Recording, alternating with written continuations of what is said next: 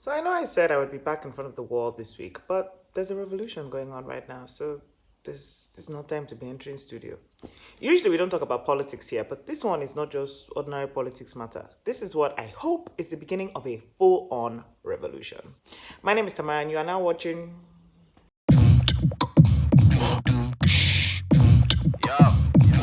Make I table the matter. Still an agent butter with this pure water, but no be me go judge. So, no matter where you are in the world right now, if you are a Nigerian, then you know your fellow Nigerians are protesting all over the country and in major cities worldwide. If you're a better person, then you already know what's going on and are actively doing whatever small part you can to help. But if you're one of the people forming, I don't understand, who is a SARS? Come, let me explain it so you can stop sitting around uselessly and, start helping. So SARS stands for the Special Anti-Robbery Squad. Police in general in Nigeria are known to be corrupt and demand bribes, so I don't know if it's because they put robbery in this one's title or what, but SARS officers took corruption to the next level. They are notorious harassers known for kidnapping, extorting, and sometimes straight up murder. They're pretty much criminals in uniform. Everyone has either experienced their cruelty firsthand, myself included, or at least knows someone who has. And Nigerians decided enough is actually enough, so they took to the streets. The thing is, while protesting SARS and the insanity of the officers, it really hit home just how bad a job our leaders are doing.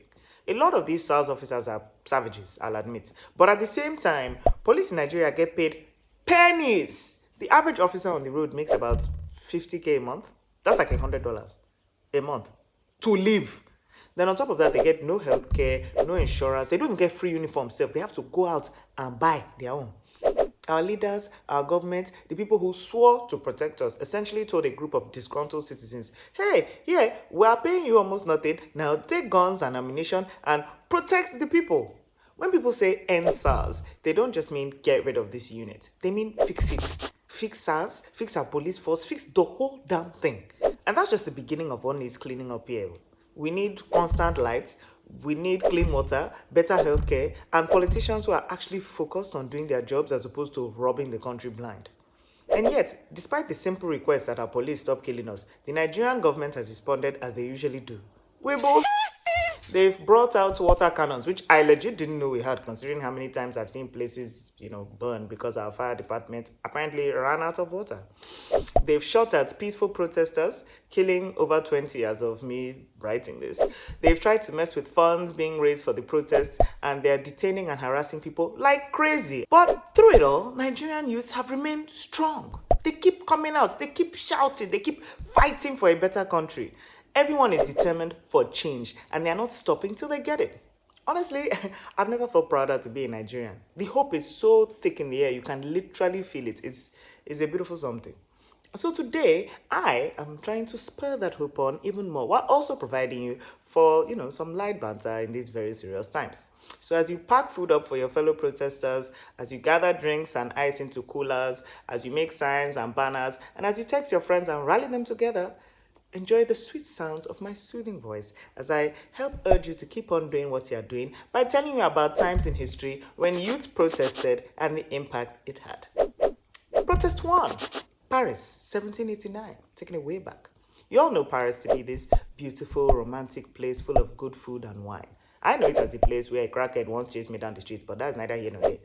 While everyone associates France with love and champagne now, that place went through a number of revolutions before it became what it is today.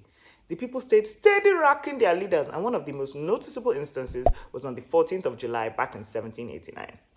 The economy was in the toilet, people were starving, and the monarchy was misbehaving. A number of revolutionists managed to gather guns because they didn't have Instagram back then to, help them get their points across, so it was to go and start shooting. So they gathered guns, but they didn't have gunpowder. So they decided to kill two birds with one stone by getting what they needed and destroying what was considered a symbol of what happens when you oppress the king. They decided to storm the Bastille, a fortress turned prison. The revolutionists went toe-to-toe with the soldiers guarding the Bastille, a fight broke out, and the people managed to overpower the soldiers and take control of the Bastille. Word of what they had done spread throughout France and gingered everybody to stand up and vex too. And that was how they got rid of their shitty king and his tyranny. Plus now, the 14th of July is Bastille Day in France, and the rocks are legendary, so if anything, let's keep protesting to create our own future holiday, at the least. Protest 2, India, 1930. Back in the day, the colonizers, aka the British, were busy doing what they do best, colonizing. So they had found their way to India and made themselves comfortable. So comfortable that they thought it would be cool to increase food prices for the Indians, adding a tax on basic things like salt. Annoyed AF and led by one of the OGs of peaceful protests, Gandhi himself, the people marched for 24 days, over 390 kilometers. They marched through various villages with Gandhi stopping to give speeches in almost all. So more and more protesters joined, and at some point the marching procession was at least 2 whole miles long. On the last day of the march, Gandhi now really shook the table by making his own god salt, literally saying, "With this, I am shaking the foundations of the British Empire."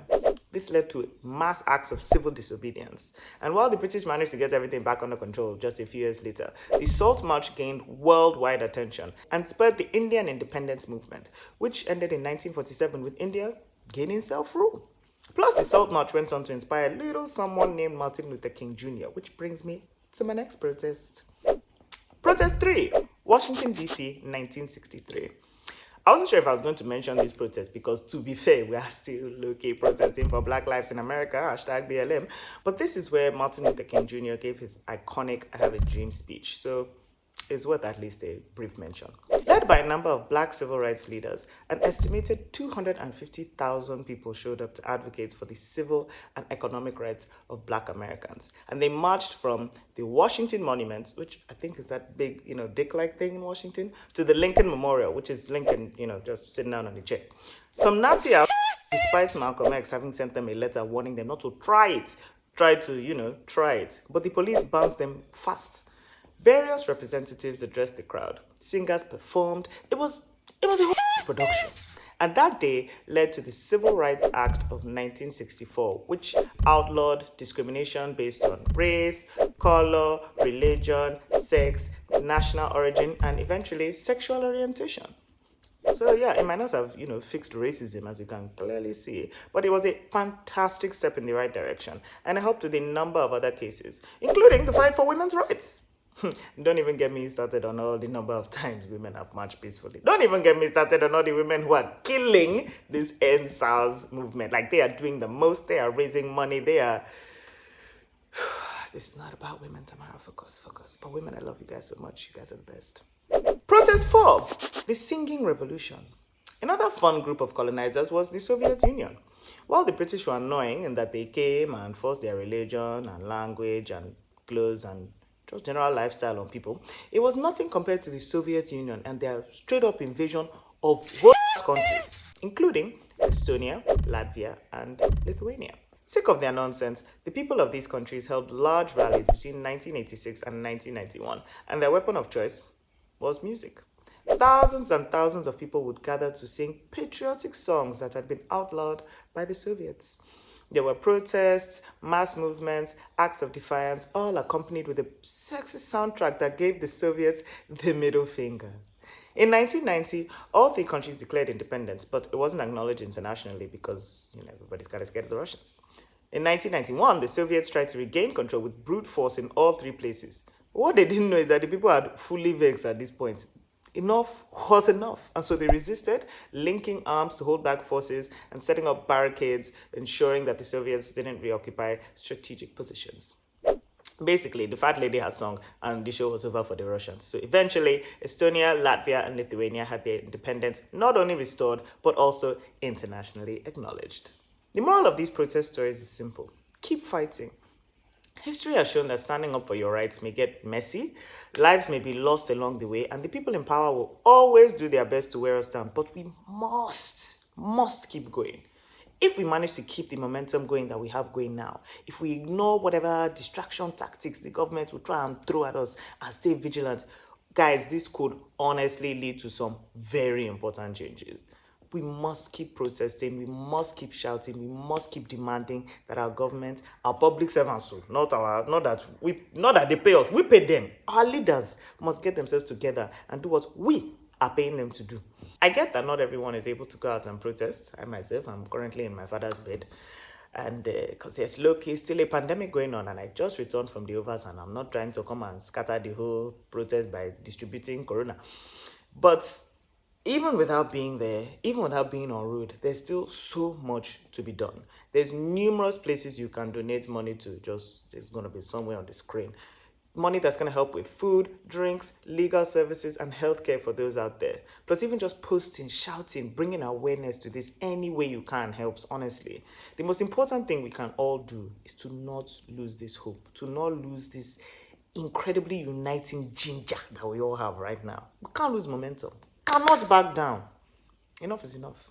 Also, to all my friends out there, to everybody on the front lines, to the people who have woken up and hit the streets every morning, come rain or come shine, they are there. To the people who have been hurt, to the people who have been beaten and who have still turned up the next day. Seeing you guys has legit made me emotional, I can't even lie. I have never felt this hopeful for this country in my whole life. And it's all you people. You are all inspiring. You are beyond incredible. And I am so proud to be a lazy Nigerian youth along with you guys. And that brings me to the end of the episode. What are you doing to keep the momentum going? Let me know in the comments below or on our social media platforms. And be sure to subscribe to Accelerate TV for all the latest info on hashtag EndSARS, hashtag EndPolice Brutality, hashtag EndSWAT. My name is Tamara, and I'll probably be back before 2 weeks TBH because there's a lot going on right now, and I want to talk about it all right here on the yellow wall. That is not yellow, but will be once again. I mean, the wall is not yellow, but my hair is pink. There's color. There's color.